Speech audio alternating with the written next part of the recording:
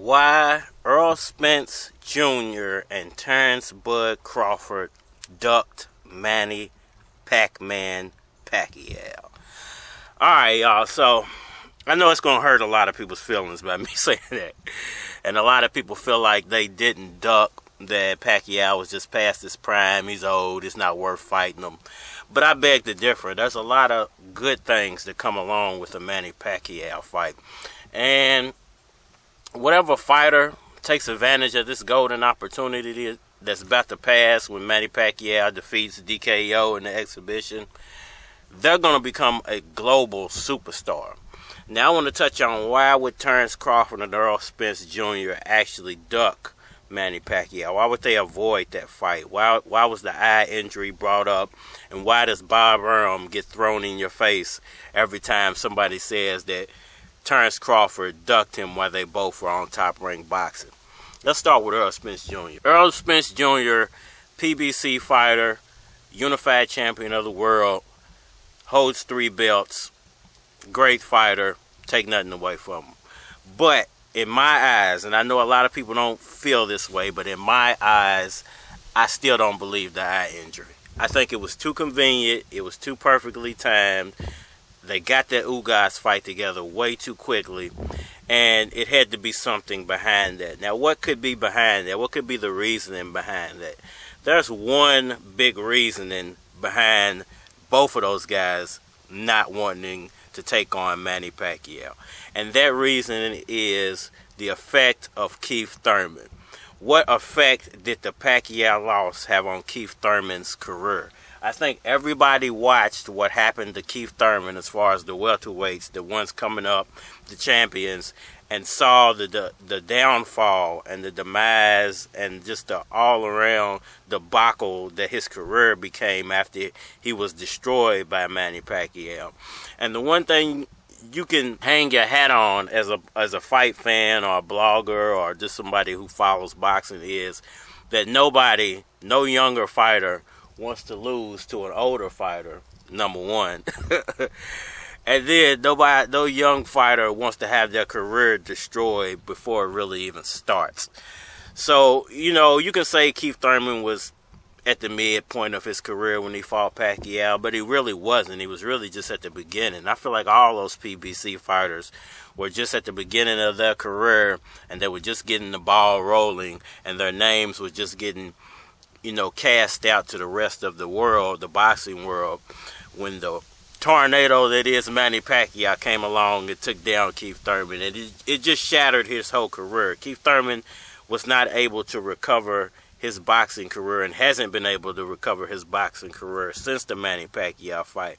So in my mind, I think PBC is not only Errol Spence. I think Errol Spence would actually fight Pacquiao given the opportunity, but I think the people that invest in Errol Spence are adamant about him staying away from Pacquiao because it's too much of a question mark. Now, people can say what they want about Pacquiao. Well, he got knocked out by Marquez. Yeah, he got knocked out by Marquez and came back and won a bunch of fights. He lost to Jeff Horn. He lost to Mayweather. Ugas just beat him up with a looping punch that Errol Spence was able to destroy. And it's funny that people compare the Ugas-Pacquiao fight to the Ugas-Spence fight, which it doesn't make sense. It's two totally different styles. And Pacquiao was laid off for 2 years, where Errol Spence wasn't laid off for 2 years before those fights. So, it was a lot of factors that went into him losing to Ugas, and the politics and all this other stuff that was going on, the 2-week notice. You throw Errol Spence in there with Terence Crawford on 2 weeks' notice, and Terence Crawford has been active the whole time, I'm going to say Crawford's going to beat him. And vice versa. So anybody arguing the point that he lost based off him being old or being washed up or his skill sets just are not the same that they were, you're just not looking at the entire picture, and you're trying to paint the narrative to fit your fighter, basically. So, why for Terence Crawford? Why is it that Terence Crawford didn't take that golden opportunity when he was on Top Rank Boxing and Manny Pacquiao was on Top Rank Boxing? It's simple, man. Bob Arum said it best. The matchmaker said that Terence Crawford has a problem with southpaws. At the time, Manny Pacquiao was still ranked I think he might have been one of the #1 welterweights in the world at the time. At that time, when they both were still on top rank, and it would have been a risk for Terence Crawford just moving up from 140 to 147, not really having a lot of 147 experience, not even a champion yet at that time. And I think if he would have lost to Pacquiao, not being a champion, not having any more welterweight experience, he would have kind of got pushed to the side and became a journeyman. You know, once again, I go back to what I said earlier, that these guys were all just starting their career off, and a loss to Manny Pacquiao not only would have been an embarrassment to them, I think, as younger fighters, because he's so much older than them, but it would have also damaged their careers, and the people that were investing in them at the time would not have wanted to continue investing in them after a Pacquiao loss. And we all know that Pacquiao doesn't just beat you.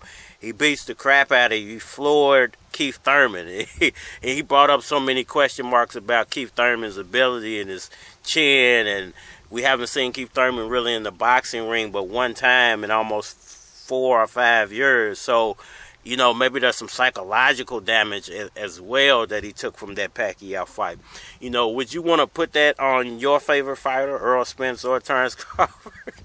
You know, being, you know, Errol Spence a little, you know, and Terence Crawford getting a little older now. You know, they're not the same age they were when all of this stuff first popped off. Terence Crawford might have been just hitting 30 years old when he moved up to 147. So it's been about 5 years since all of this kicked off. At this point in their careers, it's perfect timing. You know, neither one of these guys are as popular as a Mayweather or a Pacquiao. Both of them can benefit from beating Pacquiao. If it was Errol Spence Jr. who beat Manny Pacquiao instead of Eugenio Ugas, I think the whole landscape of boxing would be different right now. He would have got so much more praise than Ugas got, taking nothing away from Ugas, but because a lot of people didn't know Ugas, he didn't get his proper pat on the back after beating Manny Pacquiao. And I think both of those guys could stand to benefit from that. And I do feel like Pacquiao deserves to have a fight in the Philippines, and I would love to see him fight one of those guys in the Philippines, or maybe Ugas, or really just anybody. It does, you know, Manny Pacquiao doesn't have to fight for a title at this point in his career. He can just come back, get him a check, you know, say I beat another fighter, and move on with a win on his record instead of a loss as his last fight. But no, you know, you're dealing with a once-in-a-lifetime warrior boxer who wants to go out with a blast, and that blast would be winning or losing a title fight as your last fight, you know, and a big time title fight, not just getting thrown in there with a Eugenio Ugas on 10-day notice, because it's hard for anybody to win that type of fight, anybody. So I would hope that Manny Pacquiao will take a Errol Spence or Terence Crawford fight if it's offered to him after they get it on, or if they can't get it together, then maybe he'll get it first. You know, it might not be for undisputed, but it could definitely still be a history-making fight. Y'all let me know what y'all think about that down in the comment section below. Do y'all believe that that's true, that both of these guys just didn't want to risk their career like the way Keith Thurman did, and that's the reason they ducked Manny Pacquiao? It's your boy, Cardinal, Bud Crawford, or E.S. Red, if that's what you want to call me. Holler at me on social media, and we are mining.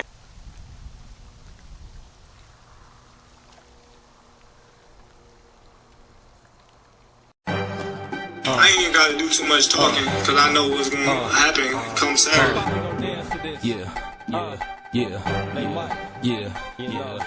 ready for me? Is you ready for me? Is you ready for me? Is you ready for me? Nigga. Spotless. Check it. Is you ready?